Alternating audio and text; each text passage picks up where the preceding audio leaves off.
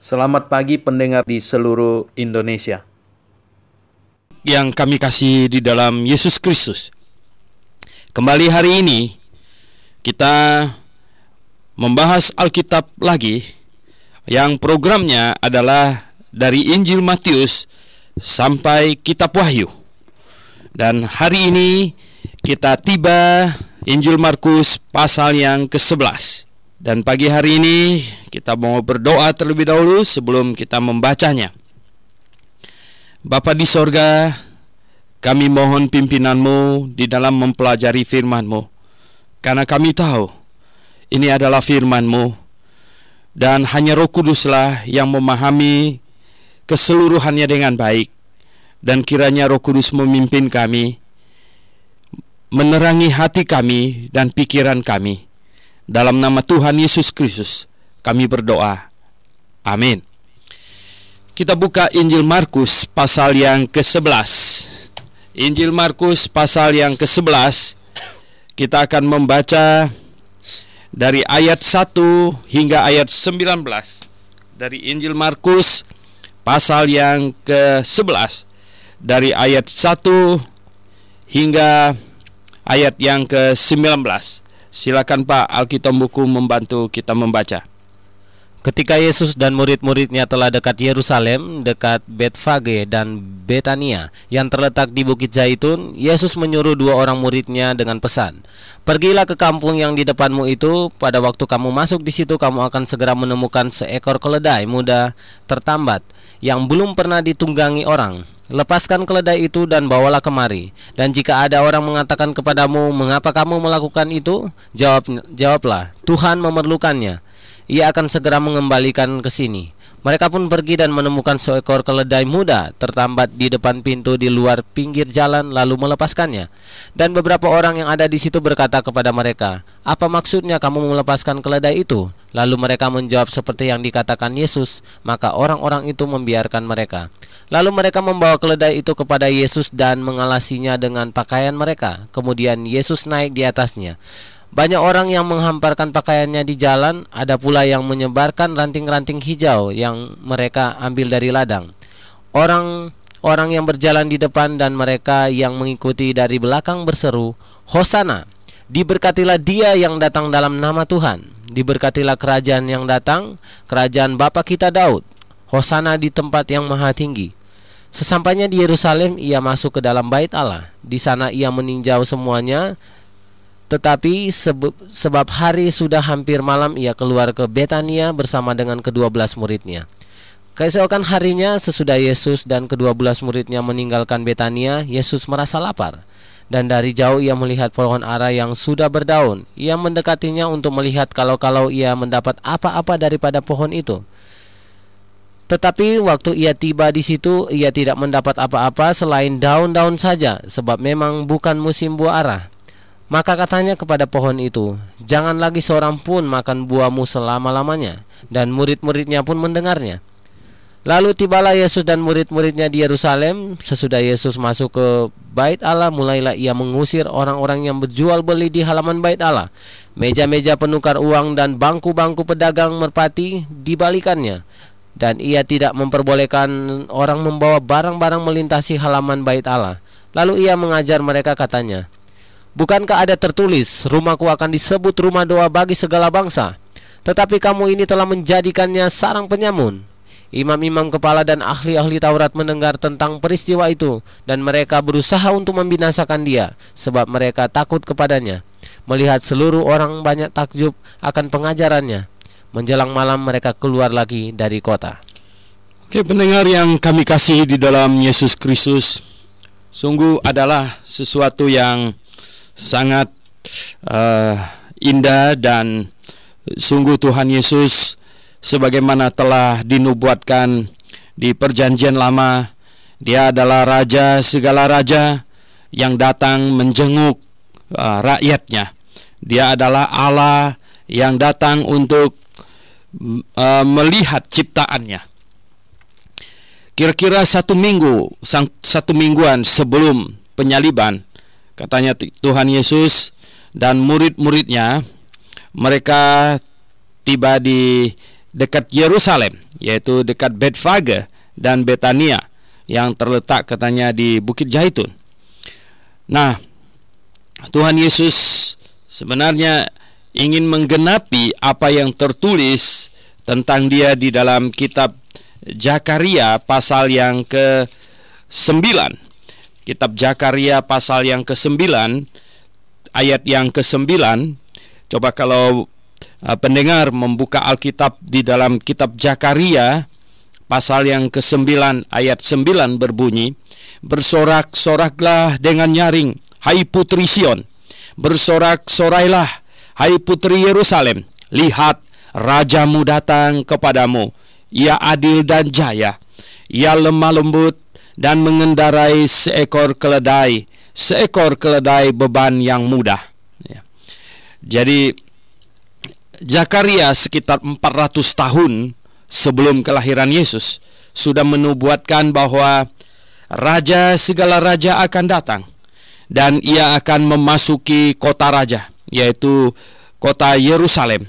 Dan di sini ada dikatakan, "Bersorak-soraklah dengan nyaring, hai putri Sion. Bersorak-sorailah, hai putri Yerusalem." Jadi ya, rajamu datang kepadamu. Jadi raja segala raja datang dan ibu kotanya adalah Yerusalem. Maka sepantasnya penduduk kota Yerusalem gempar menyambut raja mereka. Kalau zaman sekarang seharusnya dihamparkan karpet merah sebagai tanda hormat dan tanda satu penyambutan yang agung dan meriah. Tetapi pada zaman itu mereka sungguh tidak menyadari.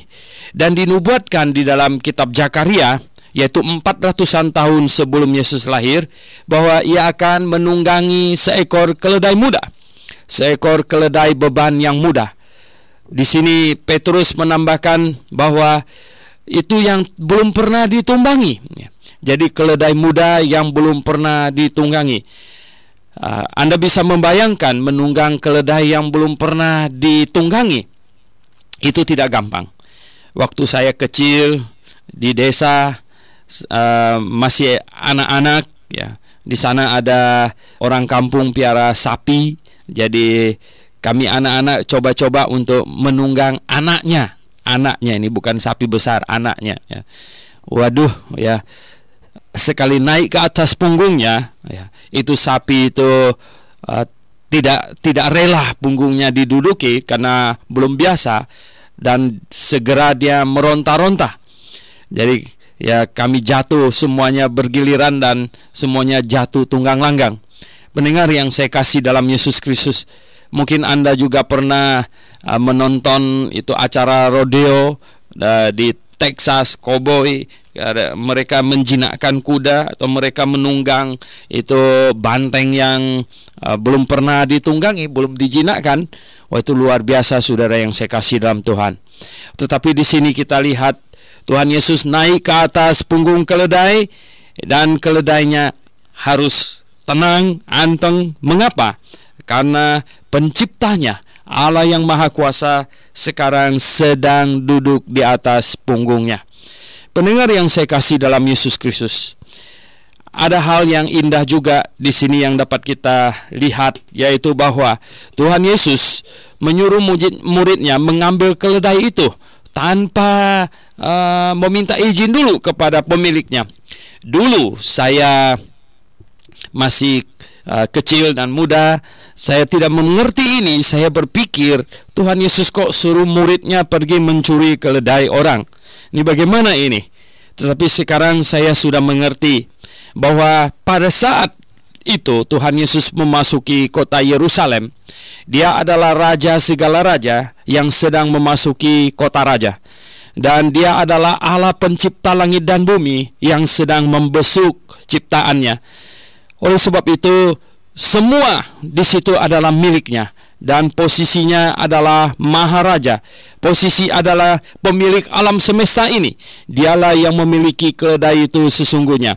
Sementara petani di situ hanya memeliharanya saja. Jadi malah tidak pantas baginya untuk mengucapkan kata pinjam. Karena posisinya saat itu adalah sebagai pemilik alam semesta. Itulah sebabnya tidak perlu Tuhan Yesus menyuruh muridnya untuk meminta izin, meminjam dulu kepada yang empunya keledai. Oleh sebab itu, pendengar yang saya kasih dalam Tuhan Yesus, dia suruh muridnya untuk buka tali dan bawa ke sini. Dan jikalau Tuhan Yesus yang malah meminjam, ya mohon supaya keledainya boleh dipinjam sebentar, berarti dia bukan raja segala raja. Berarti dia bukan Allah pencipta langit dan bumi. Berarti dia adalah manusia biasa. Dia tahu posisinya, kapan dia raja segala raja dan kapan dia adalah manusia yang menanggung dosa seisi dunia. Di atas kayu salib, justru Tuhan Yesus adalah manusia yang sedang menanggung dosa seisi dunia. Oleh sebab itu Allah Bapa meninggalkannya.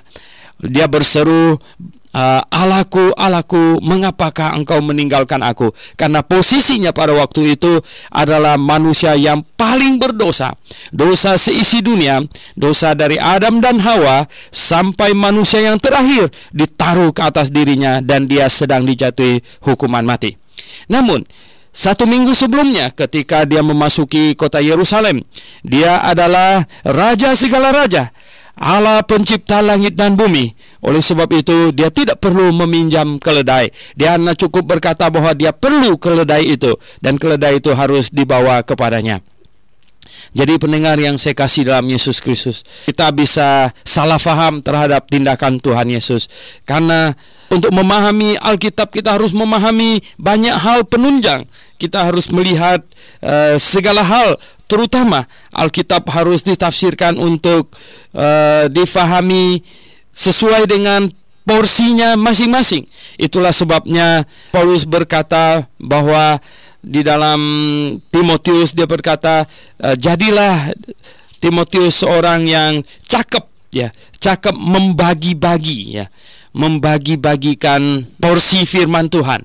Di 2 Timotius pasal 2 ayat 15, usahakanlah supaya engkau layak di hadapan Allah, ya, sebagai pekerja yang tidak usah malu. Nah ini Lembaga Alkitab Indonesia salah menerjemahkan di sini, yang berterus terang memberitakan perkataan kebenaran itu. Sebenarnya di dalam bahasa aslinya adalah yang dapat membagi-bagi firman Tuhan, ya, secara tepat, ya, rightly dividing the word, ya. Jadi yang secara tepat bisa memilah-milah firman Tuhan gitu.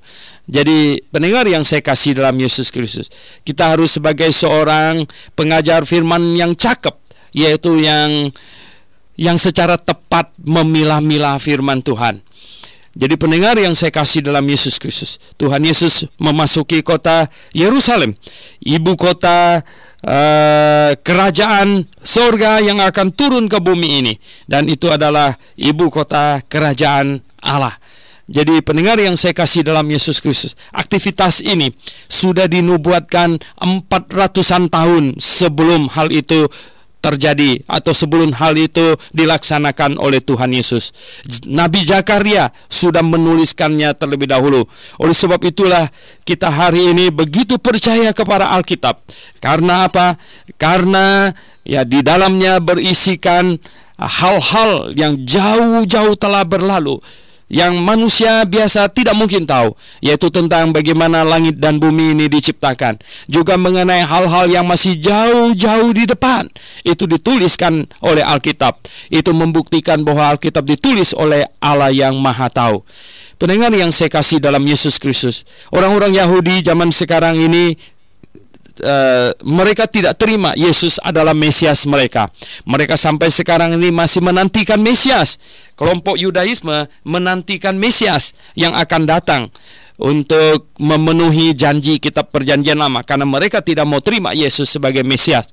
Terus saya pernah cerita bahwa ketika saya di Amerika belajar dan saya membaca di koran, ada dipergunjingkan bahwa seorang rabi di kota New York, mereka yakini atau mereka pengikutnya berusaha untuk mempromosikan bahwa dia adalah Mesias yang dijanjikan oleh kitab Perjanjian Lama. Tetapi ketika mereka sampai kepada kitab Zakaria pasal 9, mereka memusingkan hal yang dinubuatkan oleh Nabi Zakaria, bahwa Mesias akan memasuki kota Yerusalem menunggang keledai muda. Dan sekarang bagaimana rabi yang di kota New York itu bisa memasuki kota Yerusalem dengan menunggang keledai?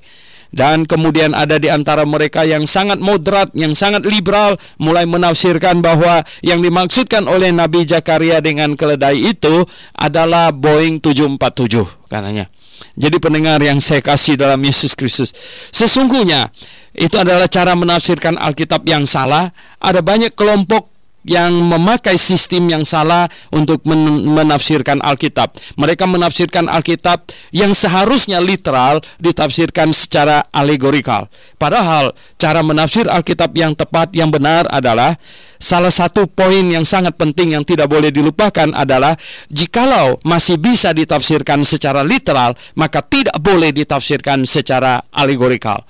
Sebab kalau masih bisa ditafsirkan secara literal lalu ditafsirkan secara alegorikal, maka ya kita tidak bisa berbicara lagi. Kalau saya bilang mau pulang, lalu orang menafsirkan sebenarnya saya mau datang. Nah, bagaimana itu? Kalau saya bilang itu ayam, orang menafsirkan maksudnya itu adalah kerbau gitu. Itu kan sudah tidak bisa berbicara lagi. Oleh sebab itu, yang paling utama sekali dalam menafsirkan Alkitab, sebagaimana saya sudah menulis sebuah buku juga yang berjudul Cara Menafsirkan Alkitab dengan Tepat dan Benar, ya. Itu salah satu poin utamanya adalah, jikalau ya masih bisa ditafsirkan secara literal, maka kita tidak boleh menafsirkannya secara alegorikal atau kiasan. Pendengar yang saya kasih dalam Yesus Kristus, kemudian para pengikutnya, simpatisan Tuhan Yesus, menghamparkan pakaian mereka di jalan untuk diinjak oleh keledai itu. Tuhan Yesus naik ke atas keledai, dan keledainya tenang, tidak berani memberontak sedikit pun. Dan Tuhan Yesus pun berjalan menunggangi keledai memasuki kota Yerusalem, menggenapi nubuatan yang disampaikan oleh Nabi Zakaria. Dan orang-orang semuanya berseru-seru menyambutnya dengan kata-kata pujian. Hosana itu adalah kata-kata pujian Aramik, ya. Hosana, diberkatilah dia yang datang dalam nama Tuhan, ya. Diberkatilah kerajaan yang datang, ya. Kerajaan Bapa kita Daud, katanya. Hosana di tempat yang maha tinggi. Nah, pendengar yang saya kasih dalam Yesus Kristus, katanya kemudian sampailah dia di Yerusalem, ya. Ia masuk ke Bait Allah. Di sana ia meninjau semuanya, ya. Persis seperti seorang raja yang pulang perang, menang, ya, memasuki kota raja, dan kemudian melihat kembali kota raja, meninjaunya, melihat, mengamati semuanya. Dan ketika hampir malam, kemudian mereka keluar ke Betani untuk ya bermalam di sana. Dan katanya besoknya itu Tuhan Yesus merasa lapar. Nah, ada kelompok atau mereka yang berkata bahwa mengapa Tuhan Yesus bisa lapar? Dia kan manusia, masa dia Allah? Oh, betul, ya. Sekali lagi, ya, yang sulit sekali untuk difahami oleh mereka, dan itu menjadi batu sandungan, adalah karena mereka atau kelompok tertentu tidak memahami bahwa Yesus Kristus adalah Allah 100% dan manusia 100%. Dia adalah Allah sepenuhnya dan dia adalah manusia sepenuhnya. Dia adalah Allah yang menjelma menjadi manusia. Dan perut kemanusiaannya itu memang menuntut makanan. Oleh sebab itu dia bisa merasa lapar, dan dia pergi mencari buah ara di pohon ara, tetapi dia tidak menemukannya. Bukankah Yesus Kristus tahu persis di pohon ara itu tidak ada buahnya? Oh ya, pasti. Tetapi dia pergi ke situ karena ada sesuatu yang dia mau lakukan. Dan supaya hari ini kita bisa membaca satu lagi mujizat yang dia lakukan, yaitu bahwa pohon pun semuanya harus tunduk kepadanya, dan dengan sepatah kata saja cukup, maka pohon itu akan kering seluruhnya. Sehingga Tuhan Yesus pergi ke pohon ara itu mencari buahnya dan tidak menemukannya, dan bayangkan penciptanya lagi membutuhkan dan dia tidak menemukan buah di situ, ya. Oleh sebab itu, pendengar yang saya kasih dalam Yesus Kristus, dia berkata kepada pohon ara itu, katanya, ya mulai sekarang, katanya, jangan lagi seorang pun makan buahmu, ya, selama-lamanya. Jadi jangan lagi seorang pun makan buahmu selama-lamanya. Jadi pendengar yang saya kasih dalam Yesus Kristus, selagi penciptamu membutuhkanmu, engkau tidak menghasilkan apa-apa baginya, ya, apalah gunamu, ya. Oleh sebab itu, ya, jangan lagi orang memakan buahmu selama-lamanya. Pendengar yang saya kasih dalam Yesus Kristus, kita juga demikian, ya. Selagi penciptamu membutuhkan engkau, engkau tidak bisa menghasilkan apa-apa baginya. Engkau tidak bisa berbuat apa-apa baginya. Untuk apa engkau hidup sebenarnya? Untuk apa engkau diciptakan? Pendengar yang saya kasih dalam Yesus Kristus, sungguh, ya, ini hal yang patut kita renungkan. Dan kita harus memberi jawab kepada pencipta kita. Selagi dia membutuhkan kita, sebaiknya kita sungguh-sungguh berguna baginya. Ya, pendengar yang kami kasih dalam Yesus Kristus, kita kembali membahas Injil Markus pasal 11. Tadi kita sedang bicara tentang pohon ara yang dikutuki oleh Tuhan Yesus. Memang pohon ara ini sepatutnya menghasilkan buah bagi sang penciptanya ketika dia membutuhkan. Kalau tidak, percumalah dia diciptakan, ya. Yang paling patut memakan buah dari pohon ara ini adalah penciptanya. Kalau dia saja tidak mendapatkan hasil, maka percumalah keberadaan pohon ara itu. Oleh sebab itu, jangan lagi ada orang lain memakan buahnya, kata Tuhan Yesus. Kemudian katanya Tuhan Yesus tiba di Yerusalem bersama-sama dengan murid-muridnya dan masuk ke bait Allah. Kemudian dia mengusir orang-orang yang berjual beli di halaman bait Allah. Meja-meja penukar uang dan bangku-bangku pedagang merpati dibalikannya, dan ia tidak memperbolehkan orang membawa barang-barang melintasi halaman bait Allah. Nah, pendengar yang saya kasih dalam Yesus Kristus, mengapa Tuhan Yesus bertindak sedemikian keras? Sekali lagi, dia sedang memposisikan dirinya sebagai sebagai raja segala raja, dan sedang mengunjungi bait Allah. Itu adalah istananya. Mestinya bait Allah saat itu adalah istana dari Maharaja. Mestinya itu adalah namanya bait Allah, rumah Allah. Bait Allah itu rumah Allah, dan rumahnya dia. Dan rumah itu diperuntukkan untuk supaya semua bangsa, segala bangsa datang menyembah kepadanya. Sudah diatur porsinya, ada tempat untuk bangsa Yahudi, ada tempat untuk perempuan, dan halamannya adalah dibuat seluas mungkin. Itu tempat segala bangsa non-Yahudi untuk datang menyembah.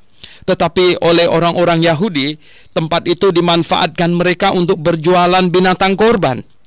Pendengar yang saya kasih dalam Yesus, bangsa Yahudi pada waktu itu sebelum kedatangan Tuhan Yesus memang diperintahkan untuk mengadakan atau untuk beribadah secara simbolik, yaitu mempersembahkan binatang korban. Nah, apakah makna binatang korban ini? Makna binatang korban adalah Yesus Kristus adalah juru selamat, atau ketika manusia jatuh ke dalam dosa, maka tidak ada cara untuk menyelesaikan dosa selain dosa itu dihukum.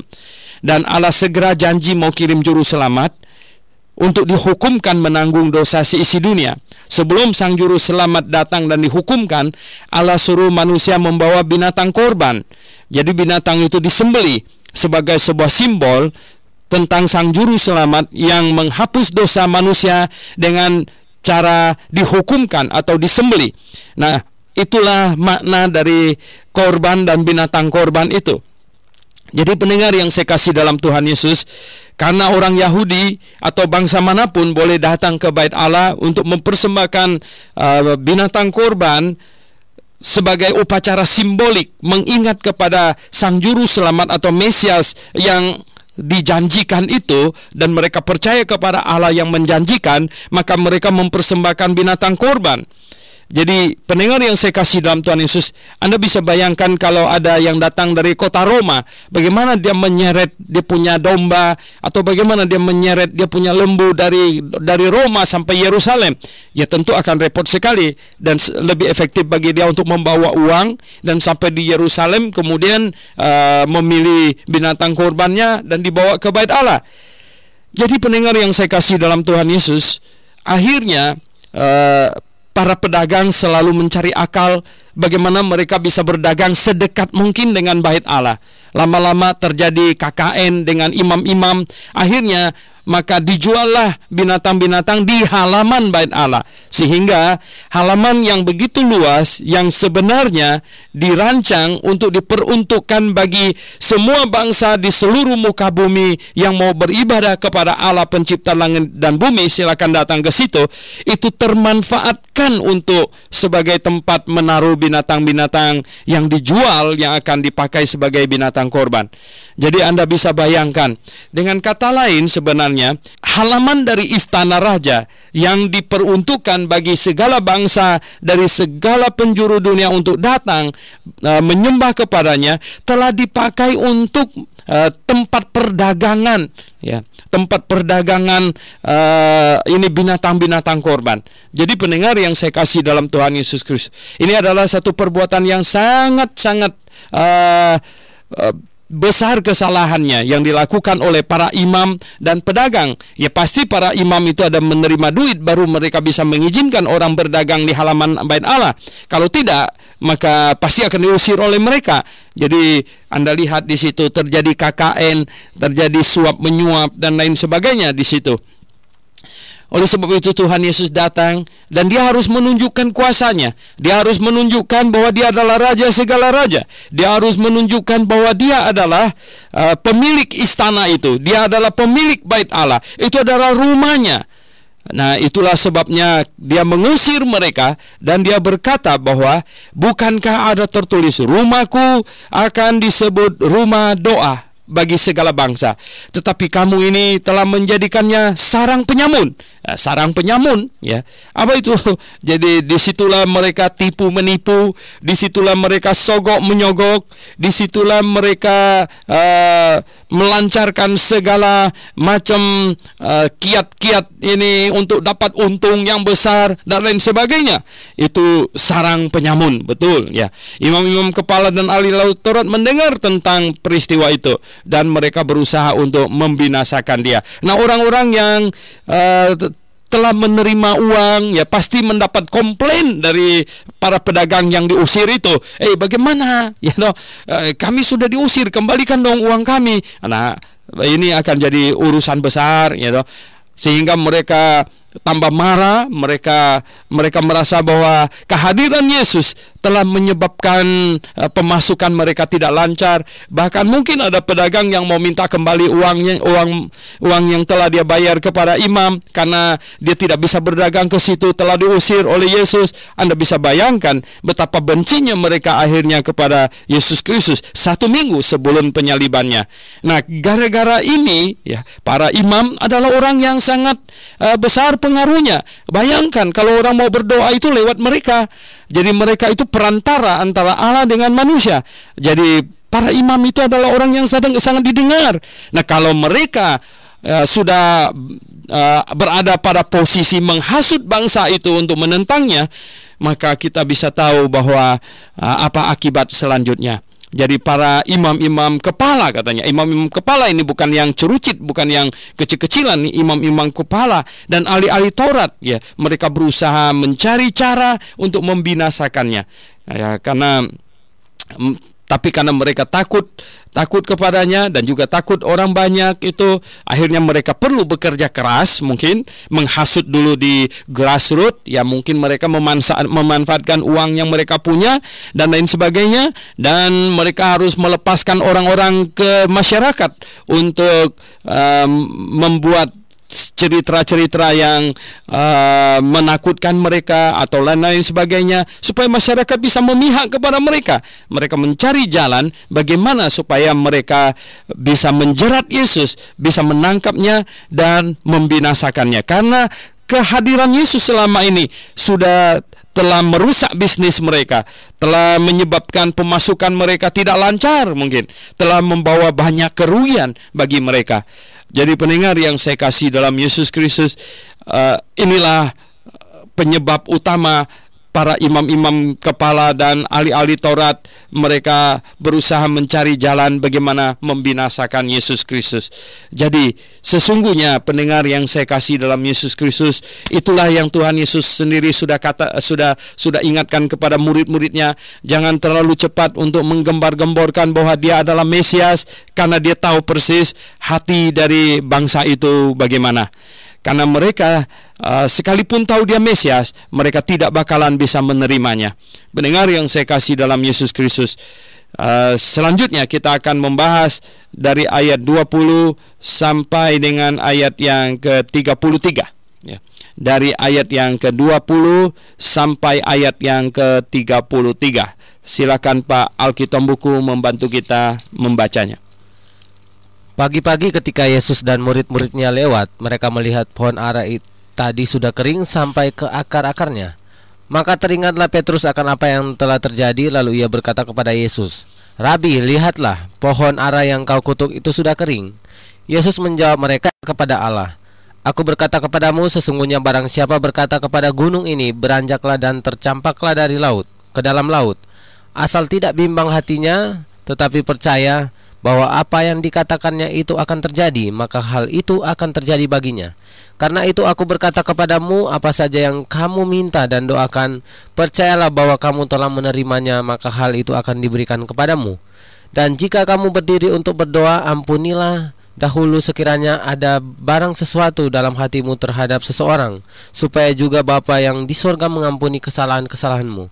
Tetapi jika kamu tidak mengampuni, maka Bapamu yang di sorga juga tidak akan mengampuni kesalahan-kesalahanmu." Lalu Yesus dan murid-muridnya tiba pula di Yerusalem.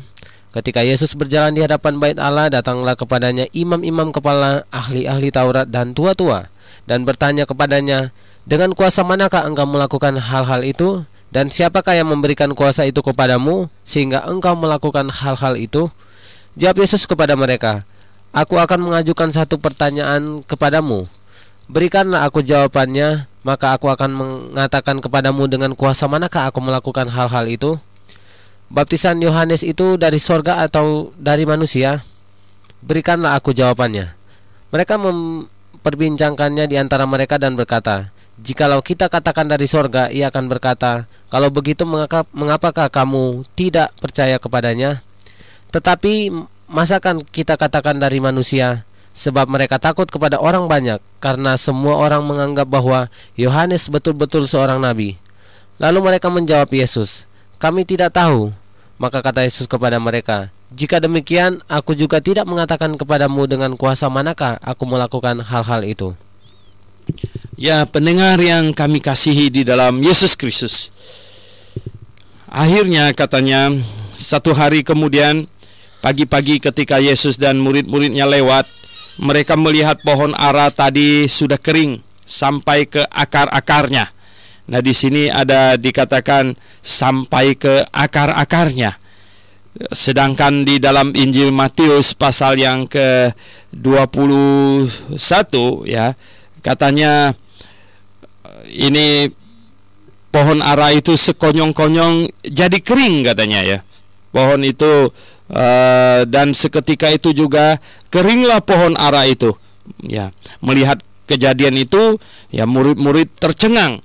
Nah, mengapa di dalam Injil Matius ada dicatat bahwa pohon ara itu sekonyong-konyong kering, tetapi di dalam Markus ini cerita Petrus bahwa besoknya itu pohon ara itu kering.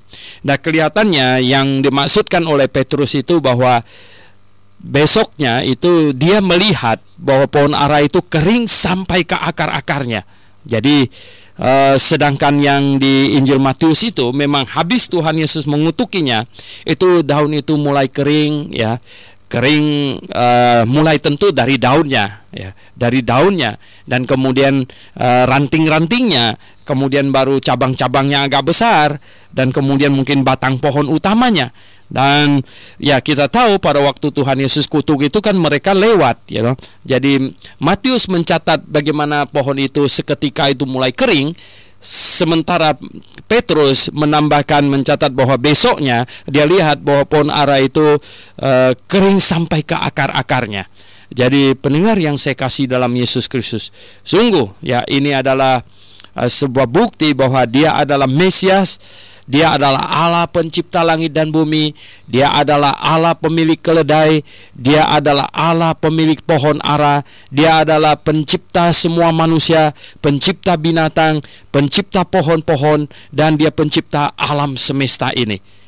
Dan ya muridnya katanya, Petrus ini, lihat ini, maka teringatlah Petrus akan apa yang telah terjadi. Lalu ia berkata kepada Yesus, Rabi, lihatlah pohon ara yang kau kutuku itu sudah kering, ya. Yesus menjawabnya, katanya, percayalah kepada Allah. Aku berkata kepadamu, sesungguhnya barang siapa berkata kepada gunung ini, beranjaklah dan tercampaklah ke dalam laut, ya, asal tidak bimbang hatinya, tetapi percaya bahwa apa yang dikatakannya itu akan terjadi, maka hal itu akan terjadi baginya. Nah, pendengar yang saya kasih dalam Yesus Kristus, harus sangat-sangat hati-hati menafsirkan kata-kata ini, karena belakangan ini marak diajarkan masalah ini, power of positive thinking, ya. Jadi kuasa dari berpikir positif. Ada orang power of positive thinking ini loh, saya akan sukses, sukses, sukses, sukses. Bisa sampai gila itu ya, bisa sampai gila, sukses, sukses ya. Atau saya bisa. Jadi power of positive thinking sekarang ini diajarkan kepada manusia. Tapi Tuhan Yesus tidak bermaksud itu, ya. Ini bukan yang dimaksudkan oleh Tuhan Yesus. Lalu kita berpikir, katanya, asal dengan percaya. Tetapi di sini sesungguhnya adalah percaya bahwa Yesus adalah Mesias dan dia ada di muka bumi waktu itu. Karena apa? Ketika Mesias ada di muka bumi, dan barang siapa yang percaya kepadanya, ya, bahwa dia mampu melakukan ini, bahwa atas namanya waktu itu dia hadir di muka bumi, dia atas namanya memindahkan gunung, dan gunung akan pindah. Mengapa? Karena dinubuatkan di dalam kitab perjanjian lama bahwa ketika Mesias ada di muka bumi ini, maka dia akan mengadakan mujizat, dan tidak ada batas mujizat apapun. Bahkan dunia ini bisa dijungkil balikan karena kehadiran Mesias, asal orang yang mengatakan itu percaya kepadanya bahwa dia adalah Mesias dan percaya dia sanggup melakukan itu. Jadi memindahkan gunung sekalipun. Artinya sebenarnya Tuhan Yesus ingin katakan bahwa dia sanggup, ya, dengan iman bahwa dia sanggup sebagai Mesias yang datang ke atas bumi ini untuk membentuk ulang bumi ini. Arti untuk menggeser gunung ini di sebelah mana, lembah ini di sebelah mana. Karena dia adalah pencipta alam semesta. Karena kehadirannya di sini di muka bumi ini sebagai Mesias adalah untuk membuktikan kepada manusia bahwa dia adalah pencipta. Oleh sebab itulah pohon ara, ya. Anda bisa bayangkan kalau pohon ara hanya dengan satu kata bahwa jangan berbuah lagi engkau, langsung pohon itu kering. Apa sulitnya bagi Yesus untuk berkata kepada bukit ini, kamu pindah ke sebelah sana, begitu. Jadi bukan sekarang ini lalu kita percaya dalam nama Yesus kita pindahkan aja puncak di provinsi Banten supaya jangan macet ke sana lagi gitu. Oh, bukan itu. Ya, bukan itu persoalannya. Tetapi ketika Tuhan Yesus hadir di muka bumi ini, dia adalah Mesias, dia adalah sang pencipta yang datang menjenguk ciptaannya. Kalau posisi gunung tidak begitu baik, oh, dia boleh pindahkan. Ya, gunung satu ini tenggelam biar dia jadi danau dan di sana muncul gunung yang lain, begitu. Oh, bisa, ya. Itu maksudnya. Jadi Kalau seseorang percaya kepadanya, tidak bimbang bahwa dia adalah Mesias yang datang dan yang menjejakkan kakinya di atas bumi ini. Dia adalah pencipta alam semesta, dia adalah pencipta bintang-bintang, pencipta semua planet, pencipta seluruh tata surya ini, dan sekarang sedang ada di muka bumi. Kalau seseorang mempercaya itu dengan tidak ragu sedikit pun, dan dia berkata kepada gunung ini pindah, gunung itu akan pindah. Pendengar yang saya kasih dalam Tuhan Yesus, itu sama sekali tidak untuk sekarang. Lalu bilang, wah, kalau seseorang sakit tidak usah pergi ke dokter, maka dia berkata penyakit hilang, penyakitnya akan hilang. Kalau nggak hilang, berarti nggak ada imannya, kurang imannya. Enggak, itu tidak seperti begitu. Itu bukan demikian pengajarannya.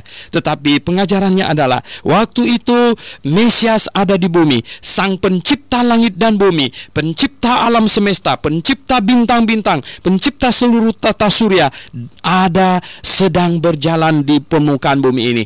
Nah, kalau seseorang percaya kepadanya dan memohon kepadanya dengan iman supaya itu gunung dipindahkan, maka dia akan pindahkan.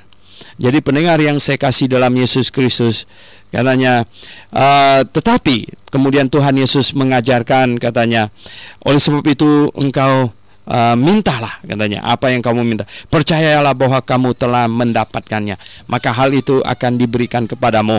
Nah, kemudian Tuhan Yesus mengajarkan sebuah kebenaran normatif dari berdoa.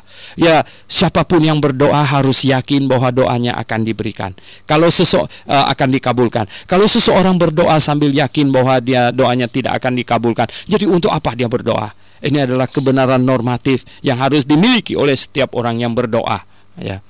Tetapi apabila kita berdoa, katanya, kita harus mengampuni orang yang bersalah kepada kita. Sebab apa? Kita sekarang sedang memohon sesuatu kepada Bapa. Kita memohon, ya. Tetapi bagaimana dengan orang yang bersalah kepada kita? Kalau kita tidak otomatis mengampuni mereka, bagaimana kita memohon kepada Bapa yang penuh kasih itu? Bagaimana kita meminta kepada orang sementara orang lain meminta kepada kita? Kita bersikap ya negatif kepadanya.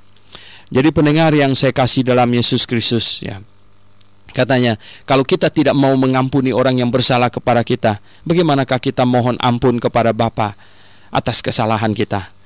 Nah, kemudian kita masuk ke perikop yang 27 sampai dengan ayat 2 ke-33. Di sini orang-orang Yahudi, ya, mereka katanya ahli Taurat, ya, imam-imam kepala, ahli Taurat, dan tua-tua, ini adalah komponen yang mewakili bangsa Yahudi. Mereka datang bertanya kepada Yesus, dengan kuasa manakah engkau melakukan hal-hal itu? Ya, semua yang mereka lihat, orang-orang disembuhkan dan lain sebagainya. Dengan kuasa apakah dia melakukan hal-hal itu? Ini konyol sekali. Ya. Mereka sebenarnya bisa membaca sendiri di Alkitab, ya, dan mereka saksikan sekarang di depan mata mereka, sesungguhnya jawaban sudah ada di tangan mereka. Tetapi mereka bertanya, mereka sebenarnya ingin mencari hal-hal negatif apa yang mereka bisa dapat, ya. Tetapi Yesus bertanya balik kepada mereka, aku akan mengajukan satu pertanyaan kepadamu, berikanlah aku jawabannya, maka aku akan mengatakan kepadamu dengan kuasa manakah aku melakukan hal-hal itu. Baptisan Yohanes itu dari sorga atau dari manusia? Pendengar yang saya kasih dalam Yesus Kristus, jelas sekali di sini Tuhan Yesus mau link together, jadi mau menjalin menjadi satu pelayanannya dengan pelayanan Yohanes Pembaptis. Dia ingin mereka memahami bahwa Yohanes Pembaptis adalah Elia yang membuka jalan bagi Mesias yang datang. Dia mau mereka betul-betul dapat melihat bahwa pelayanan Yohanes dengan pelayanannya adalah satu paket. Dan jikalau mereka percaya Yohanes itu adalah datang dari Allah, maka mereka harus percaya apa yang diserukan oleh Yohanes. Karena imam-imam kepala, ahli-ahli Taurat, dan orang-orang Farisi, semuanya mereka tahu persis bahwa Yohanes menunjuk kepada Yesus. Mereka tahu persis bahwa Yohanes berkata bahwa Yesus ini adalah Mesias. Mereka tahu, ya. Karena Yohanes tidak mengatakannya di tempat yang tersembunyi. Yohanes menyerukannya di tepi sungai Yordan. Semua orang mendengar ya bahwa Yohanes menunjuk kepada Yesus, bahwa Yohanes berkata dia membuka tali kasut, tali sendalnya Yesus saja dia tidak layak. Bayangkan, jadi Yohanes begitu merendah di hadapan Yesus Kristus, dan orang-orang akan hal itu, dan ahli-ahli Taurat, imam-imam kepala, mereka tahu, mereka mendengar Yohanes mengatakannya. Dan jikalau mereka percaya kepada Yohanes, maka mereka harus menerima Yesus Kristus ini adalah Mesias, adalah juru selamat yang diutus oleh Allah. Tetapi jikalau mereka tidak percaya kepada Yohanes, maka mereka pasti tidak mau percaya apa yang dikatakan atau pribadi yang ditunjuk oleh Yohanes itu. Oleh sebab itu, pendengar yang saya kasih dalam Yesus Kristus, disinilah Tuhan Yesus sebenarnya memojokkan mereka, karena mereka ingin tahu dengan kuasa apakah Yesus Kristus melakukan semua mujizatnya, dan Tuhan Yesus ingin mereka juga membuat pernyataan. Sekarang pelayanan Yohanes itu adalah pelayanan dari mana? Dari sorga atau dari manusia? Kalau dari sorga, nah Tuhan Yesus pasti akan berkata kepada, mengapa kalian tidak percaya tentang apa yang dia khotbahkan, apa yang dia sampaikan, yaitu apa? Bahwa dia adalah Mesias. Oleh sebab itu, para imam-imam kepala, ahli-ahli Taurat, yang mereka akhirnya menghadapi masalah juga, akhirnya mereka berunding di antara mereka sendiri. Waduh, bagaimana ini ya toh? Kalau kita katakan bahwa itu dari Allah, maka pasti dia akan balik, akan tuding kita. Mengapa kamu tidak percaya apa yang diserukan oleh Yohanes? Apa yang diserukan oleh Yohanes? Yaitu bahwa Yesus adalah Mesias, bahwa dia membuka tali kasutnya pun tidak layak. Nah, mengapa mereka tidak percaya kepadanya? Kalau seruan Yohanes itu adalah datang dari surga, Tuhan Yesus pasti akan berbalik. Kalau kamu percaya kepada Yohanes, maka sekarang kamu harus menyambut saya sebagai anak Daud, Sang Juru Selamat, Pencipta langit dan bumi, yang datang menjenguk isi ciptaannya itu. Oleh sebab itu, pendengar yang saya kasih dalam Tuhan Yesus, kelihatannya imam-imam kepala dan ahli-ahli Taurat, mereka dalam keadaan kepepet. Akhirnya mereka berkata bahwa kami tidak tahu, katanya. Kami tidak mau ya untuk mengatakan, kami tidak tahu, katanya. Dengan kuasa apa? Sebenarnya dia bukan tidak tahu ya. Dia sengaja ya, tidak mau tahu. Nah, itu harus dipertanggungjawabkan nanti di hadapan Sang Pencipta langit dan bumi. Dan Tuhan Yesus berkata, jika demikian, aku juga tidak mengatakan kepadamu dengan kuasa manakah aku melakukan hal-hal itu. Pendengar yang saya kasih dalam Yesus Kristus, ya, Tuhan Yesus tidak perlu berbohong, dan jikalau dia tidak mengatakannya, dia tidak salah. Jikalau orang tanya kepadamu, gimana, kamu ada uang nggak? Ya, atau kamu banyak uang? Kamu tidak usah mengatakan, oh, saya tidak ada uang. Itu bohong ya. Mungkin ada banyak uangnya, bahkan di bank itu saldonya banyak. Jadi jangan bilang begitu ya. Cukup senyum-senyum saja, tidak usah mengatakan ya kamu ada uang atau tidak ada uang. Itu tidak salah ya. Jadi jangan, oh, saya tidak ada uang dan lain sebagainya. Tidak perlu begitu ya. Kalau kita tidak mengatakannya, kita belum bohong ya. Tetapi kalau kita mengatakannya dan salah, kita bohong. Jadi pendengar yang saya kasih dalam Yesus Kristus, inilah penguraian kita hari ini, Injil Markus pasal yang ke-11 ya. Dan besok kita akan memasuki Injil Markus pasal yang ke-12 ya. Mari kita berdoa. Bapa di sorga, kami hari ini sudah mempelajari firman-Mu yang dicatat oleh Markus dari apa yang disampaikan oleh Petrus, murid-Mu. Kami mendapat berkat darinya, dan mohon Tuhan pimpin, dan mohon Tuhan berkati firman-Mu yang telah kami dengar, agar dia tersimpan baik di hati kami dan berbuah lebat. Kami berdoa dalam nama Tuhan Yesus Kristus. Amin. Pendengar yang kami kasihi di dalam Yesus Kristus, jikalau Anda mendapat berkat dari program Through the Bible ini, yaitu pembahasan Alkitab dari Injil Matius sampai Kitab Wahyu, maka ya, bertekadlah bersama-sama kita menyelesaikannya sampai Kitab Wahyu. Dan lebih baik lagi kalau Anda memberitahukan kepada teman-teman supaya mereka bisa ikut bersama-sama. Karena kita, kalau selesai Injil Markus pun masih ada Injil Lukas, masih ada Injil Yohanes untuk membahas semua yang terjadi, yang dilakukan oleh Tuhan Yesus. Dan kita akan bersama-sama memahami kebenaran firman Tuhan dengan sebaik-baiknya. Oke, sampai hari ini pertemuan kita. Amin. Saya kembalikan kepada operator.